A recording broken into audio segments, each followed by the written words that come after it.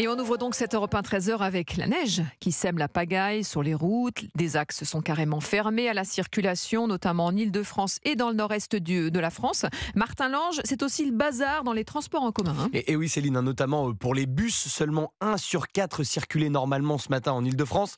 Alors ça va un petit peu mieux désormais puisque la RATP assure que 50% des bus sortent.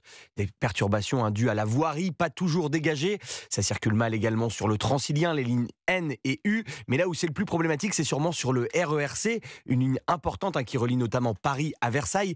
Plusieurs gares sont fermées et plusieurs trains ont été annulés aux grandes dames de ces usagers rencontrés sur le quai de la gare de Javel dans le 15e arrondissement de Paris. J'ai mis 45 minutes au lieu de 10 minutes. Il y avait un train sur 4. Ça me gonfle parce que c'est toujours pareil, dès qu'il neige un petit peu, il n'y a plus de transport, quoi. Un peu agaçant parce que c'était prévu et il n'y a pas énormément de neige, mais bon, on fait avec, on s'adapte. Je vais arriver en retard au travail. Moi, j'ai du mal à comprendre que dès qu'il y a un petit peu de neige, comment fonctionne à ce moment-là les transports en Russie. Ici, dès qu'il y a un petit peu un problème météorologique, c'est terminé. Les transports sont dépassés. La SNCF qui gère la ligne C n'a pas donné plus de précision quant aux causes de ces perturbations.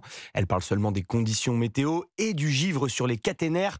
L'opérateur qui annonce un retour à la normale depuis 13 heures, donc ça devrait repartir normalement désormais. À noter enfin que sur les routes, cet épisode de neige a été plutôt bien géré. Bien sûr, il y a eu quelques ralentissements ce matin, mais pas d'incident majeur. Et à l'heure où je vous parle, il n'y a quasiment plus de bouchons sur le réseau francilien. À peine 40 km, c'est moins qu'une journée classique. Merci Martin Lange pour ces précisions pour Europe 1.